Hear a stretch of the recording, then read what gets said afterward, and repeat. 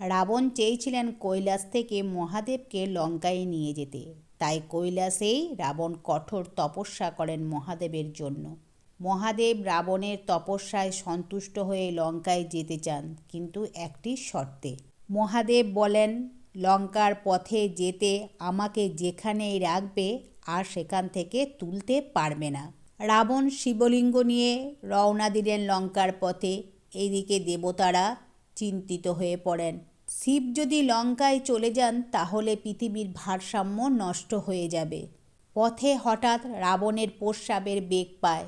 তখন তিনি এক বালকের হাতে ওই শিবলিঙ্গ দেন। বালক আর কেউ নয়, স্বয়ং গণেশ। গণেশ তখন শিবলিঙ্গকে সেইখানে প্রতিষ্ঠা করে দেন। রাবণের প্রস্রাবের বেগ এতই বেশি ছিল যে সেই বেগে মাটি ফাটল ধরে নদীর সৃষ্টি হয়ে যায়। সেই নদীতেই রাবণ হাত পা ধুয়ে যখন আসেন, দেখেন শিবলিঙ্গ মাটিতে প্রতিষ্ঠা করে ফেলেছে বালক। রাবণ ক্রুদ্ধ হয়ে বালককে গদা দিয়ে আঘাত করেন। শিবলিঙ্গ তোলার চেষ্টা করেন, কিন্তু তার সেই চেষ্টা বিফলে যায়। শিবলিঙ্গ সেখানে প্রতিষ্ঠিত হয়ে যায়, আর সেই স্থানই হয়ে ওঠে পবিত্র গোকর্ণ। নমস্কার বন্ধুরা, ভিডিওটি যদি ভালো লেগে থাকে একটা লাইক করবেন, নতুন হলে চ্যানেলটি সাবস্ক্রাইব করে দিয়ে যাবেন।